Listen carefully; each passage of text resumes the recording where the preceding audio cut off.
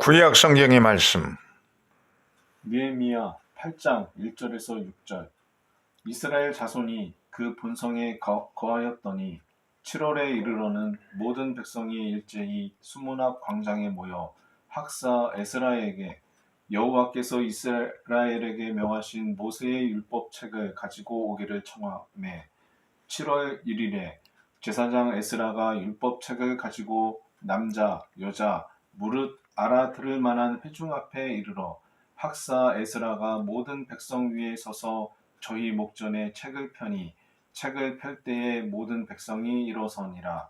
에스라가 광대하신 하나님 여호와를 송축하매 모든 백성이 손을 들고 아멘 아멘 응답하고 몸을 굽혀 얼굴을 땅에 대고 여호와께 경배하였느니라.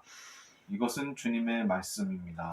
하나님 감사합니다. 아멘. 신약 성경 복음서의 말씀. 누가복음 4장 18절에서 21절. 주의 성령이 내게 임하셨으니 이는 가난한 자에게 복음을 전하게 하시려고 내게 기름을 부으시고 나를 보내사 포로된 자에게 자유를 눈먼 자에게 다시 보게 함을 전파하며 눌린 자를 자유케 하고 주의 은혜의 해를 전파하게 하려 하심이라 하였더라. 책을 덮어 그 맡은 자에게 주시고 앉으시니 회당에 있는 자들이 다 주목하여 보더라. 이에 예수께서 저희에게 말씀하시되 이 글이 오늘날 너희 귀에 응하였느니라 하시니 이것은 주님의 말씀입니다. 하나님 감사합니다. 아멘.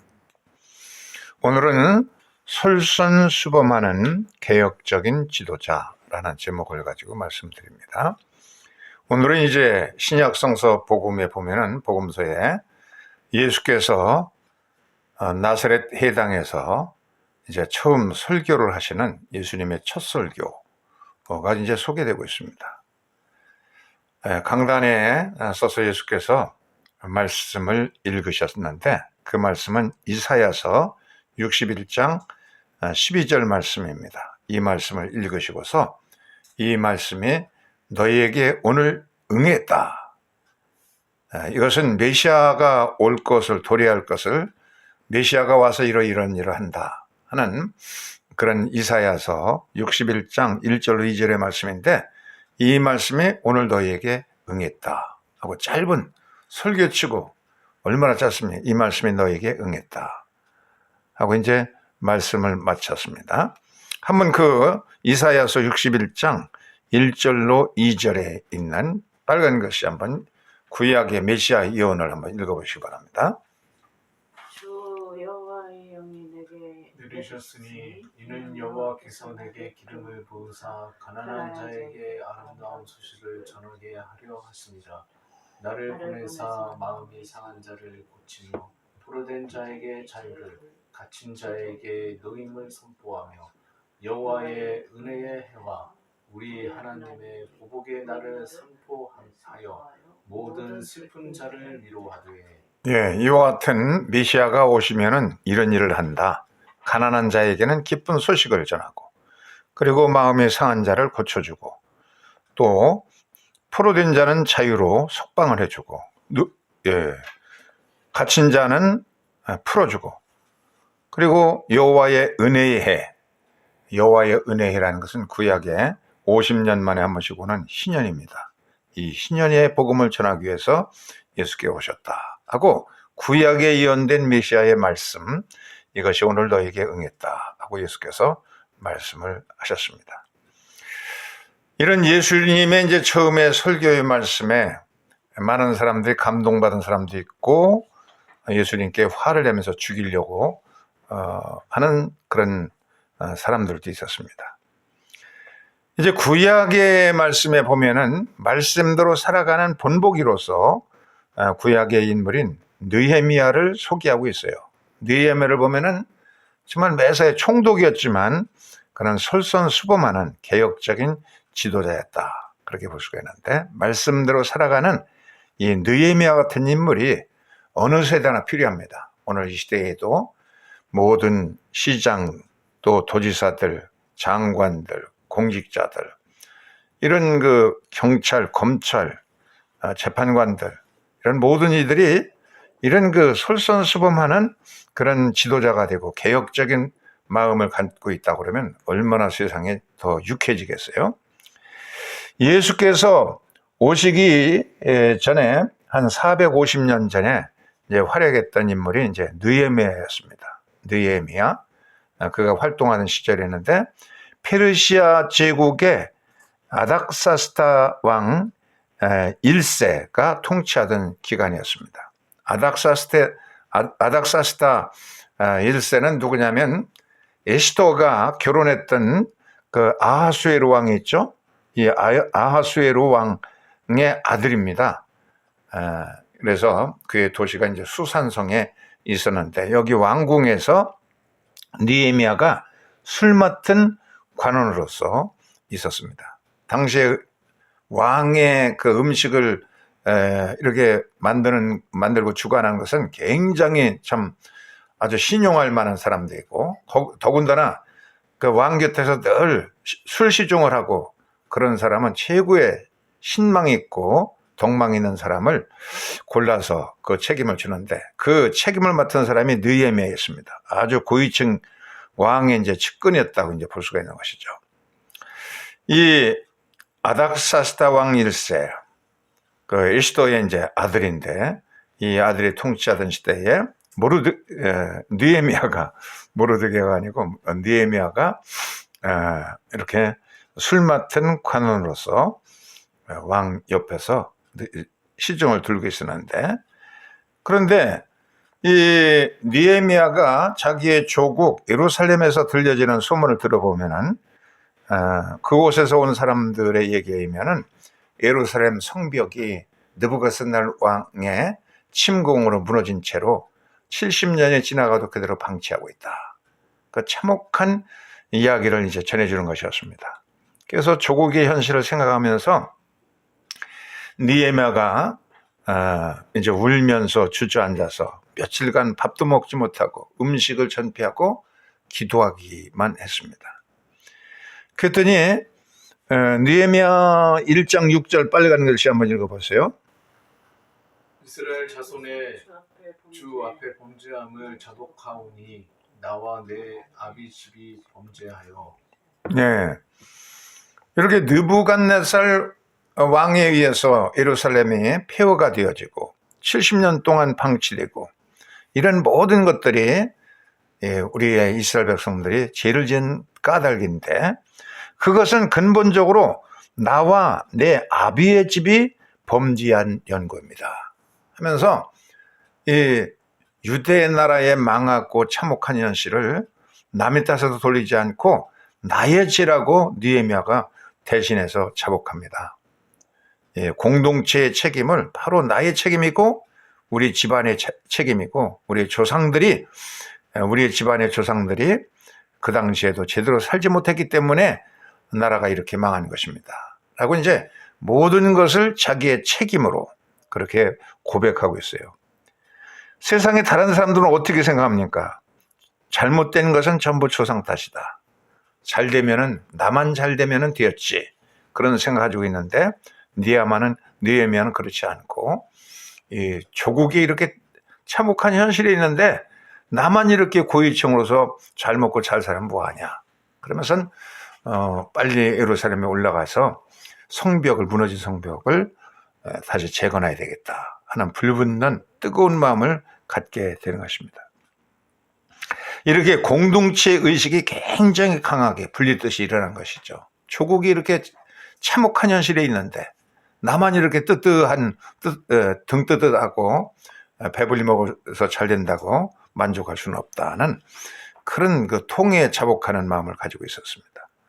민족의 재난은 바로 나의 죄 탓이고 나의 집안의 잘못 탓이라고 그렇게 이제 고백을 하는 지도자였습니다.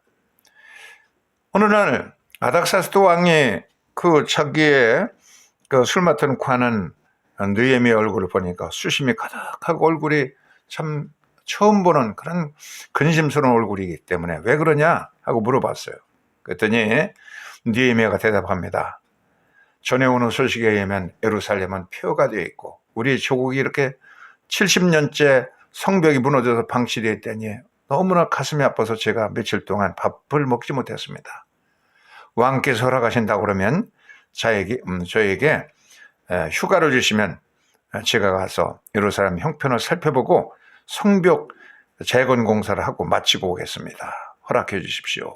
하니까 이 아닥사스도 왕이 이 자기의 어머니의 조국이기 때문에 크게 동조하면서 그래, 그거 참 좋은 생각이다. 휴가를 줄 테니까 얼른 가서 임무를 완성하고 가라.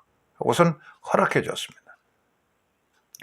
그래서 예루살렘의 당도에서 도착해서 이제 무너진 성벽을 몸소 걸어다니면서 전부 이제 자세히 탐색을 해봤어요. 그랬더니 너무 처참합니다. 70년 전에 큰 남북한 느부갓네살 군대에 의해서 무너져버린 그 폐허가 그대로 있으니까 마음이 아프고 거기에 이 들 여우들이 서식처가 되어서 그냥 그들의 놀이터가 된 걸 생각하니 마음이 아파가지고 어서 빨리 이 성벽을 재건해서 완성해야지 하는 불길 같은 마음속의 비전이, 하나님이 주시는 소원이 일어나게 되었습니다. 예루살렘 성벽 재건을 위해서 내가 혼신을 다해서 노력해야 되겠다 하는 불타오르는 그런 마음이 생기게 된 겁니다. 그런데 이 총독이 그런 마음을 가지니까 유다의 그 지도층의 인사들, 특별히 대제사장 엘리야십과 그리고 유다의 유력한 지도자들, 이런 사람들이 합수해서 성벽 재건을 하려는 그런 비전을 같이 공유하게 됩니다. 이 사람도 대제사장이고 그의 이제 하술들, 지도층의 인사들이었습니다. 이 지도자들은 느헤미야의 예루살렘 성벽 재건을 하려는 그런 비전에 이제 합수하게 됩니다. 그래서 이 사전에 이와 같은 공감대가 이제 많이 이제 퍼져나가게 된 것이죠. 느헤미야의 가슴속에 타오르는 비전, 이것이 이제 뜨거운 불길에 주변 사람들이 불붙듯이 비전을 이제 공유하게 점점 퍼져나가게 된 것입니다. 그런데 나 혼자만 뜨거운 열심을 가지고 속에 타오르는 비전을 가지고 있다고 해서 일방적으로 그것을 선포하고 그러다 보면은 참 문제가 많이 생길 수가 있어요. 그런데 느헤미야는 몸소 이렇게 직접 다니면서 그냥 금식도 하고 가슴 아파하고 그런 것들이 그 불붙는 열심이 주변 그 지도층 인사들에게 퍼져가게 된 것입니다. 그래서 이 느헤미야가 가졌던 불붙은 그 열심, 이 비전이 대제사장의 가슴 속에도 옮겨붙게 되어지고 그리고 다른 유다의 지도층 인사들에게도 옮겨붙게 되고 점점 더 이 불길이 하나의 소시계가 성냥불로 그어대면 거기에 이제 소시계들이 불붙고 그리고 장작불이 불붙고 모닥불을 이루게 되어지고 큰 불로 번져가는 것처럼 작은 촛불 하나가 거대한 촛불 바다를 이루는 것처럼 이렇게 한 사람의 가슴 속에 타오르는, 마음에 타오르는 뜨거운 비전, 이것이 타인에게도 이제 전파되게 된다는 겁니다. 한 사람의 코로나19 바이러스가 지금 전 세계에 퍼져가지고 세상 사람들이 고민하게 된 고통 가운데 있게 되는 건데 우리의 가슴 속에 타오르는 비전도 열심히 특심을 갖게 된다고 그러면 그 불길이 주변 사람들이 같이 공유하게 된다는 사실입니다. 그런데 느헤미야와 지도층의 인사들이 그런 뜨거운 열심을 갖다 보니까 느헤미야의 방해꾼들도 생겼습니다. 반대파들은 계속 세력을 확장하면서 느헤미야의 꿈이 이루어지지 않도록 그렇게 했는데 여기에 대해서 느헤미야는 잘 대처합니다. 방해 세력, 반대파를 잘 다스리면서 이 비전을 끊임없이 살려갑니다. 이 반대파는 누구냐면 지금까지 기득권 세력이었던 사마리아의 산발랏, 그리고 암몬의 이방인 사람들, 이 사람들이요, 암몬 사람인 도비야, 또 아라비아 사람인 게셈, 아주 괘씸한 사람이죠. 게셈. 그리고 아스도스의 대적들, 이런 사람들이 그동안엔 유대의 그 무너진 상태에 있었기 때문에 이 사람들이 아주 지도층의 인사로서 그렇게 살아왔는데, 어디서 새로운 총독이 와가지고서는 이래라 저래라 하니까 아주 이 사람들이 괘씸하게 이제 분노하고 화를 내면서 방해하는 세력이 된 겁니다. 성벽 공사를 막기 위해서 이 유대의 기득권층들은 아주 유력한 세력들, 이런 사람들은 비협조적이고 한 번 더 혼자 한번 해봐라 하고 제멋대로 또 제 마음대로 제 뜻대로 하려는 그런 야비한 사람도 있었고, 두 번째는 분노하는 세력이 있었습니다. 소식을 듣고서 느헤미야가 성벽 공사를 하려고 한다 하는 소문을 들은 산발랏이 아주 몹시 분기하면서 뭐 그래 어디서 그따위가 나타났어 그러면서 화를 내고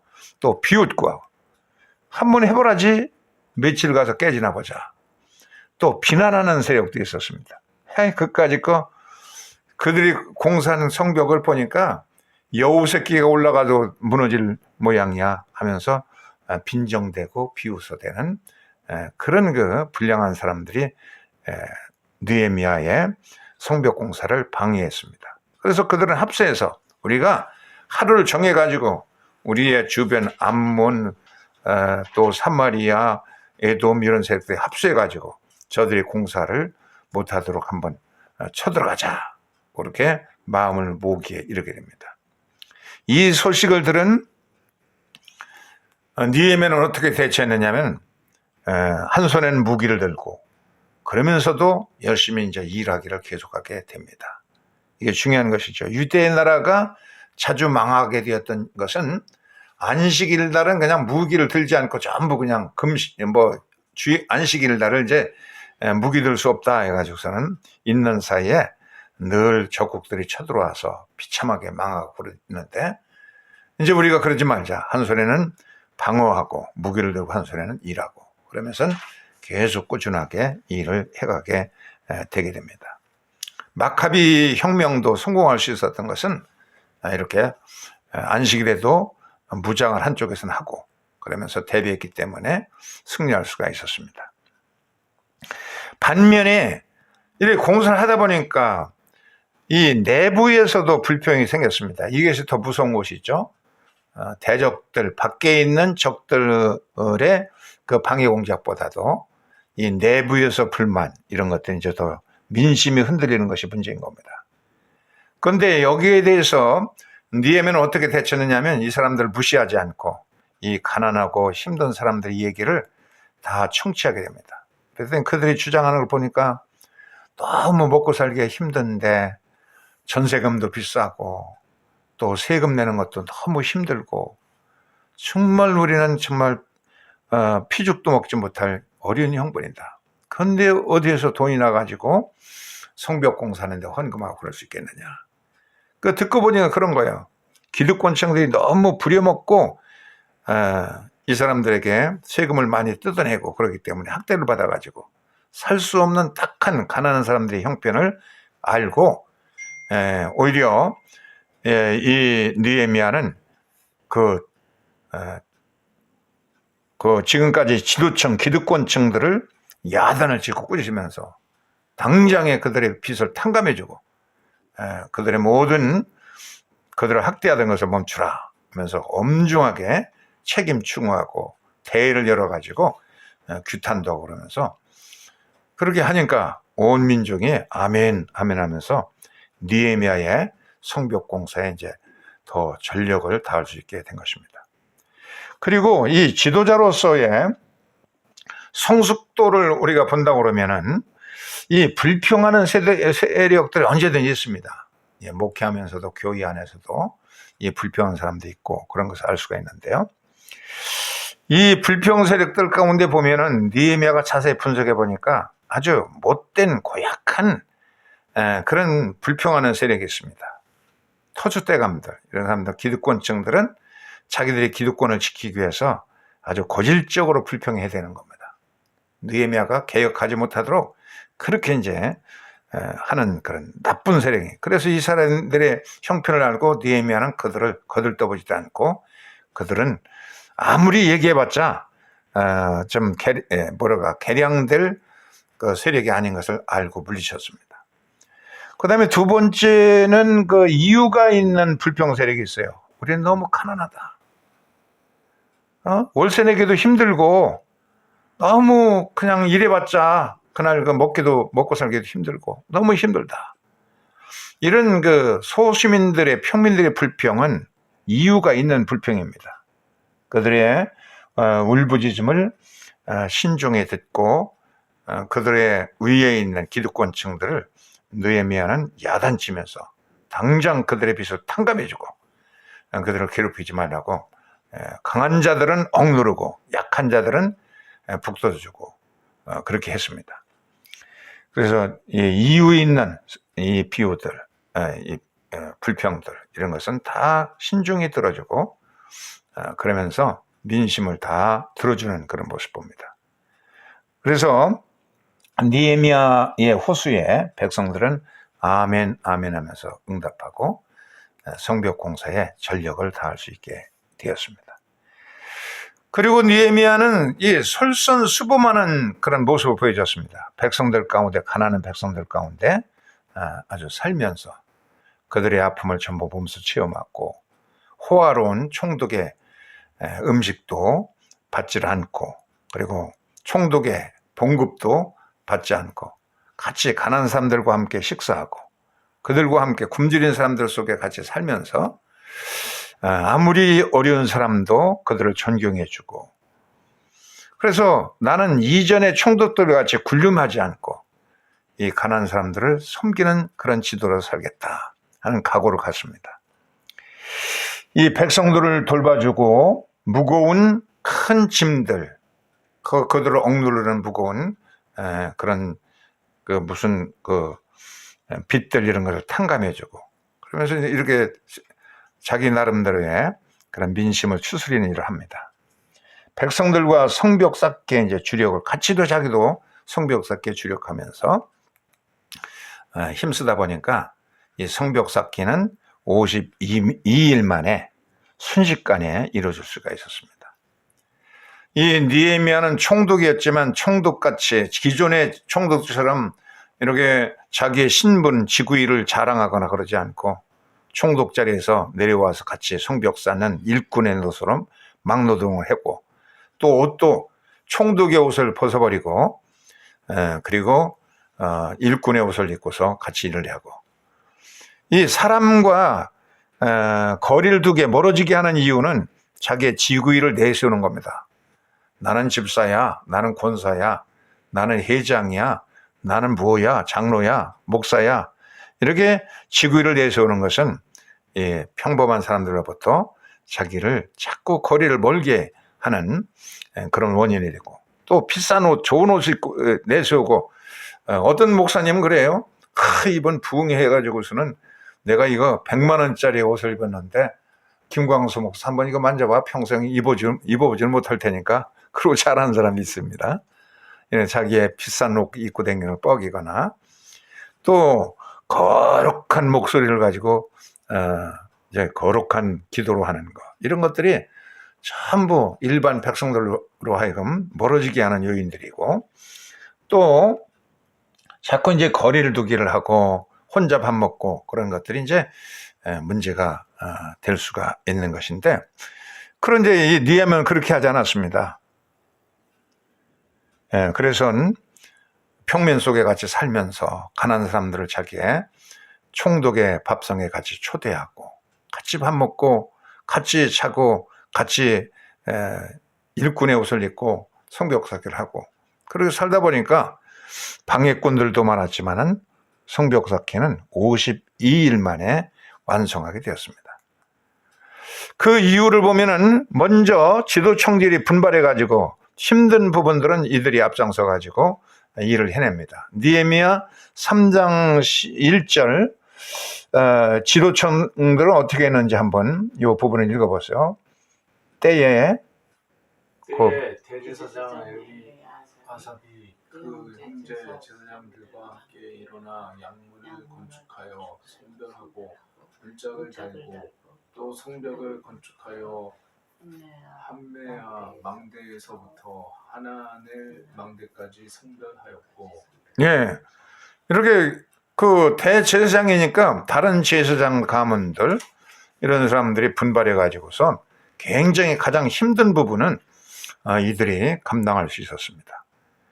그래서 전부 시민들이 다 참석하고 예루살렘 거민들이 참석했는데 가난한 사람들 어떻게 평민들도 합세했는데 어떻게 합세했는지 느헤미야 3장 23절로 32절 부분에 한 부분만 읽어보세요. 그다음 베냐민과 핫술이 자기 집 맞은편 부분에 중추하였고 성버퉁이 내릴 양문까지는 금양색과 상고들이 중수하였느니라.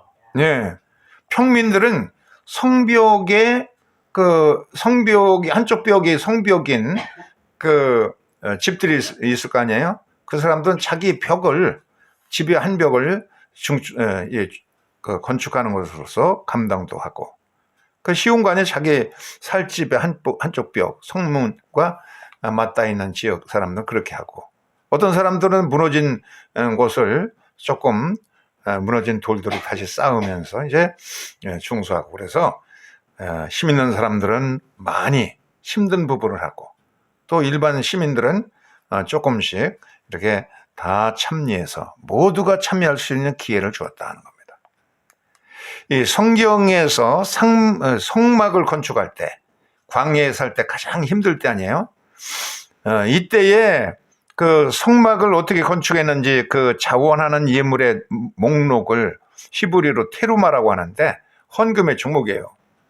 여기 보면 금은 보석들 이런 것을 바치는 사람도 있었고 굉장히 비싼 거 아니야 이런 것들을 바치는 사람도 있었고 그리고 조각목을 바치는 사람들 혹은 등유나 실을 바치는 사람도 있었습니다.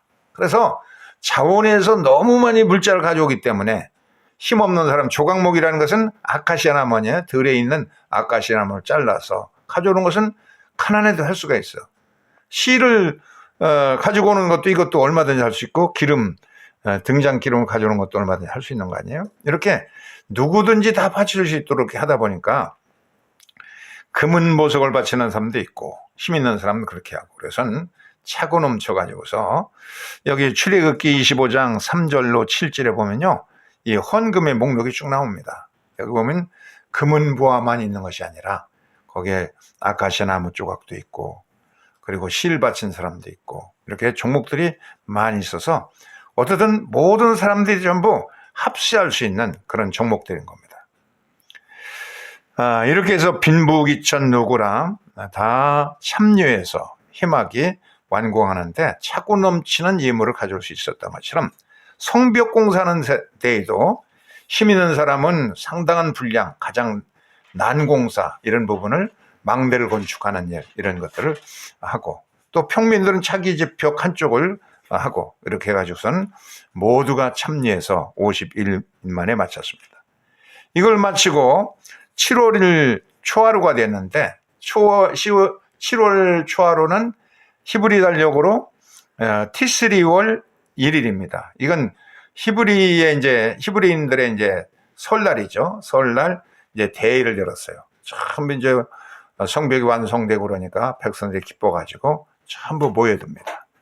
그래서 에스라가 특별히 제작한 학사이고 제사장인 에스라가 서기관이고 그런 사람이에요. 성경을 편집하고. 그런 에스라가 이 말씀의 강단을 손수 제작해서 이제 거기에 딱 이제 쓰게 됩니다. 그러다 보니까 왼쪽에 이제 두령들이 지도자들이 6명 각 지파의 지도자를 쓰고, 오른쪽에. 그리고 왼쪽에도 이제 지도자들이 이제 쓰고, 그래가지고 말씀을 이제 전합니다. 그러다 보니까 모든 백성들이 그냥 울면서 우리가 말씀대로 살지 못했군요. 그래서 금식하고 야단났어요. 느헤미야가 그들 가운데 서서 얘기합니다. 느헤미야 8장 10절 한번 읽어보세요. 빨간 글씨만 읽어보세요. 들어라, 돌아들 가십시오. 살찐 짐승들을 잡아 푸짐하게 차려서 먹고 마시도록 하십시오. 아무것도 차리지 못한 사람들에게는 먹은 몫을 보내주십시오. 오늘은 우리 주님의 거룩한 날입니다. 주님 앞에서 기뻐하면 힘이 생기는 법이니 슬퍼하지들 마십시오. 예, 오늘은 성일입니다. 기쁜 날이요. 주님 앞에 기뻐하는 날이기 때문에 살찐 짐승 소를 잡고, 그래서 가난한 사람들이 없는 사람들은 소 잡은 것 일부를 좀 다리 한쪽, 세 다리 한쪽씩 등심 이런 걸 띄워주고 그러면서 같이 먹고 힘차게 주님 앞에서 찬송하십시오. 춤을 추십시오. 그래서 명절을 가리켜서 히브리어로 하그라고 그래요. 하그. 춤추는 절기다. 그래가지고 3대 명령 때는 이렇게 춤을 춥니다. 춤을 추고 랍비들도 좋아서 춤을 추고, 이렇게 주님 앞에서 우리가 기뻐하면 인생에 힘이 생깁니다. 세상에서도 살아갈 수 있는 힘은 주님 앞에 기쁜 마음으로 예배드리고 이렇게 명절을 기쁘게 즐기고, 그래서 앞으로 이제 사순절기가 도래하게 되는데요. 3월 2일 날, 금년도에 이제 3월 2일 날 성의 수일, 재 뿌리면서 회개하는 성의 수일부터 사순절기가 시작됩니다. 근데 이 주일날이 닥치면 그건 이 사순절기에 치지 않습니다. 기뻐하는 주일날이기 때문에 주님 앞에서 기뻐하면은 우리가 일주일 동안 힘있게 살 수 있는 힘이 생긴다고 느헤미야가 강조하게 됩니다. 무너진 성벽도 다 완공하고, 말씀을 들으면서, 말씀의 요지는 뭐냐? 주님의 말씀대로 살고 주님 앞에서 기뻐하면은 우리의 인생에 힘이 생겨서 승리하게 된다고 알려주고 있습니다. 느헤미야 같은 개혁적인 마음을 가지고서 정말 우리가 한국 사람들이 말씀 연구에는 아마 세계에서 가장 뛰어납니다. 그런데 이 세상에서는 아무런 의미가 없어요. 이 사람들이 아주 개토 현상에 생겨가지고 그냥 앉아가지고 천국 갈 생각만 하면서 그냥 성경만 드립다 연구하고 그냥 달달이 우고 그런 한국 크리스찬들이 됐으니까 이게 사회에 아무런 빛의 역할도 못하고 소금 역할도 못하고 오히려 비난받는 세력이 되고 말았어요. 기독교인들이. 103세 된 김형석 교수가 과거에는 기독교인들이 애국지사도 나오고 그렇게 훌륭한 사회에 소금도 되고 빛도 되었는데, 지금은 오히려 세상 사람들이 더 이 개혁적이고 훌륭한 지도자들이 더 많기 때문에 아무런 의미가 없는 세력이 되고 말았다고 그렇게 103세 된 이 양반이 얘기하는 걸 들었습니다. 이 개혁적인 지도자 느헤미야에게서 배워서 말씀을 가지고 한 귀절이라도 그것을 실천하여서 소금으로 살고 헌신하면서 솔선적인 개혁적인 그런 삶을 살아갈 때에 우리는 작은 촛불의 역할을 할 수 있다는 것을 믿으면서 느헤미야 말씀대로 살아갔던 느헤미야 같은 말씀이 오늘 우리를 삶을 통해서 이루어지는 그런 역사가 있도록 말씀을 실천하는 그런 삶이 되어지기를 주의 이름으로 축원합니다. 아멘. 헌금 찬송을 부르겠습니다.